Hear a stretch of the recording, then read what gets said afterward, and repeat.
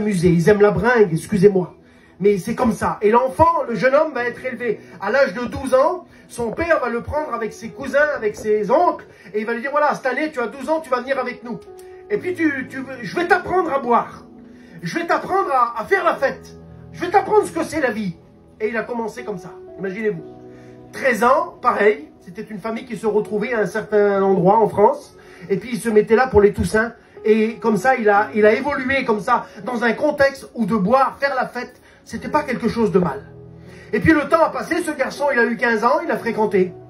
Et quand il a fréquenté, ben, ça n'a pas changé sa vie, il faisait la fête, il s'amusait avec sa petite fiancée, tout était bien dans le meilleur des mondes. À 19 ans, ils ont fondé un foyer. À l'âge de 19 ans, malgré qu'il était marié avec des nouvelles responsabilités, pour lui, c'était toujours la fête. Il partait des jours, et sa femme, malgré qu'il aimait sa femme, mais ça n'a pas changé sa vie. Il continuait à boire et à faire la fête. Ils ont eu 2 beaux petits-enfants. Malgré qu'il avait des enfants, cet homme-là n'a jamais voulu changer, parce que pour lui, il faisait rien de mal. Et il avait des copains aux 4 coins de la France, et c'était quelqu'un qui aimait s'amuser et faire la fête. Sauf que quand on est marié avec des enfants, et qu'on a des responsabilités, c'est bien beau de dire à quelqu'un « je t'aime », si je ne fais pas ce qu'il faut. Vous comprenez, hein, c'est important le mot que je dis là. Ben, malgré qu'il aimait sa femme, qu'il aimait ses enfants, il partait pendant des jours et il faisait comme bon lui semblait. Ça fait que le foyer partait à la dérive. À un moment donné, ils ont fait le point, ils se sont quittés plusieurs fois, puis repris. Et puis à un moment donné, ils en ont eu marre, et surtout elle, la femme en a eu marre, elle a dit, écoute, j'ai compris que tu ne changeras jamais, alors écoute, tu vas rester de ton côté et moi du mien, et il vaut mieux qu'on se sépare. Alors ce garçon a dit, écoute, on va poser des conditions. La femme était sur Paris, et lui il était sur Nice, et elle a dit, écoute, on va se partager les enfants. Je veux rien savoir, on va se les partager 1 mois chacun. Et pour pas qu'il y ait d'histoire entre nos familles, alors on va se les partager comme ça. Et c'est ce qui s'est fait. Et pendant 2 ans, pendant 2 longues années, les enfants étaient ballottés d'un côté, puis de l'autre. La femme, au bout de quelques mois, voyant que c'était dur à joindre les 2 bouts, a essayé de mettre fin à sa vie. Ça a été très difficile pour les enfants. Et lui, qui aimait faire la fête, qui aimait s'amuser, qui avait des copains partout, quand il a vu ce qu'il avait fait de ses propres mains, malgré qu'il aimait sa femme et ses enfants, quand il devait, pour respecter ses engagements, mettre ses enfants dans un avion, et puis les ramener à la mère, à la maman à Paris, et qu'il souffrait, il se réveillait le matin, c'est son témoignage, en disant encore une journée de souffrance, qu'est-ce que j'ai fait de ma vie? Je suis séparé des gens que j'aime, à cause que j'ai voulu m'amuser, j'ai voulu boire, j'ai voulu faire la fête, et aujourd'hui j'ai perdu ce que j'aimais le plus. Le témoignage déclare qu'à un moment donné, il n'avait jamais mis les pieds dans une réunion, comme toi ce soir. Il n'avait jamais vu un service de baptême. Il n'avait jamais parlé avec un pasteur. Il n'avait jamais ouvert la Bible. Il ne connaissait rien. Mais son cœur lui dictait une conduite. Son cœur devant le malheur, devant la difficulté.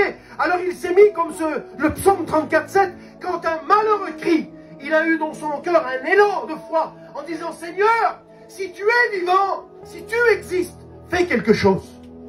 Le témoignage déclare que quelques jours plus tard, sa femme va l'appeler en lui disant, je dois revenir à Nice pour faire opérer la petite. Et quand la femme elle est arrivée à Nice, à l'hôpital, ils ont eu une conversation. Et la conversation était toujours la même. C'était une catastrophe. À chaque fois, ils se disputaient, c'était compliqué. Mais cette fois-ci, quelque chose s'était passé.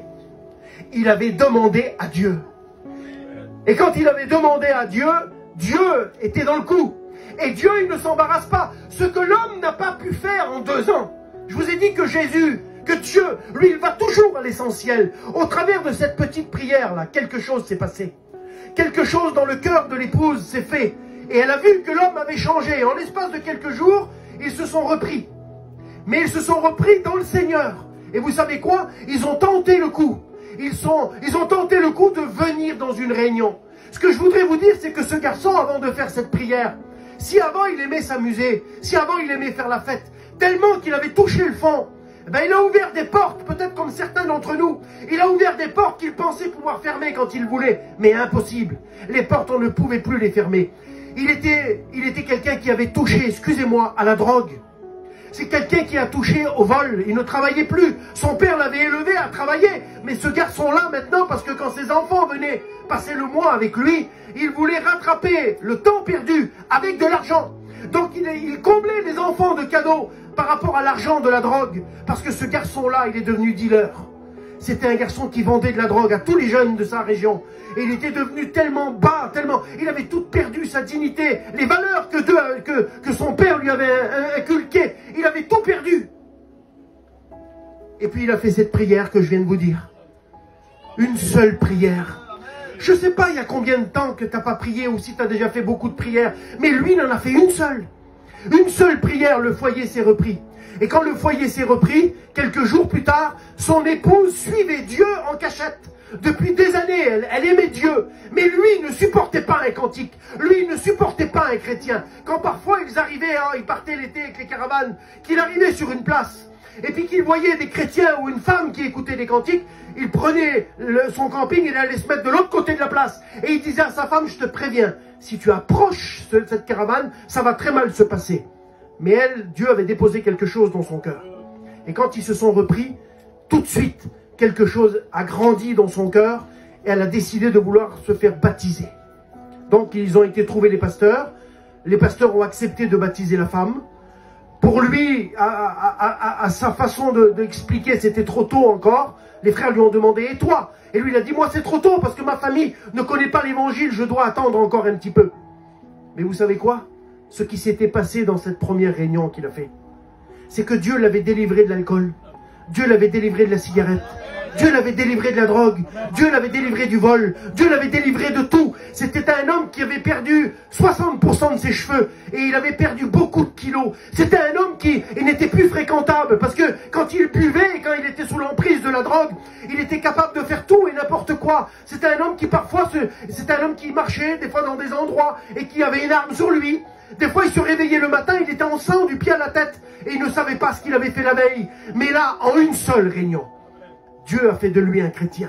Ils se sont repris et quand il est arrivé pour la première fois dans un culte, où c'est que l'après-midi, sa femme devait passer par les eaux du baptême, vous savez ce qu'il a fait? Je vous mets en garde ce soir. Faites bien attention à la prière que vous allez faire. Il a dit, Seigneur, je vais tenter une deuxième prière. La première, tu m'as redonné mon foyer. Qu'est-ce que tu peux faire à la deuxième? Il a dit, j'ai écouté parler de prophétie.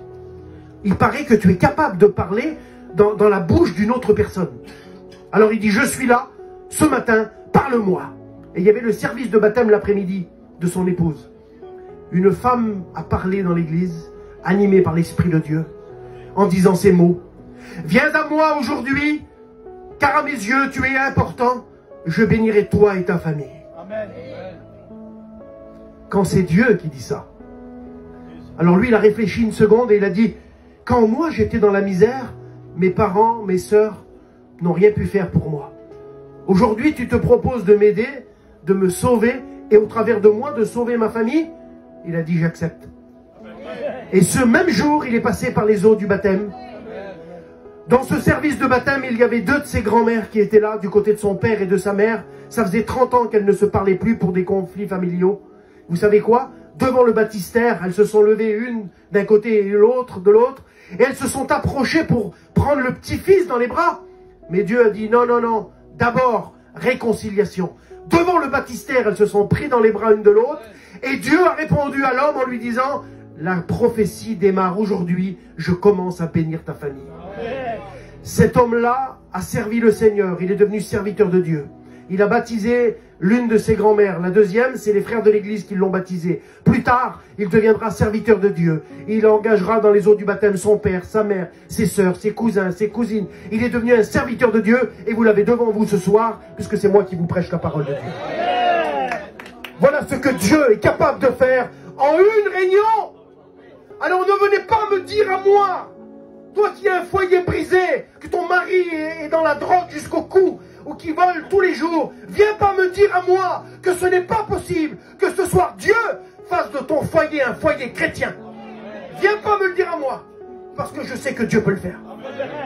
Tous les garçons qui sont là ce soir, ils auraient pu témoigner. On est issus de la même direction, on est issus de la même vie. On ne pouvait pas miser sur nous, on avait tout loupé.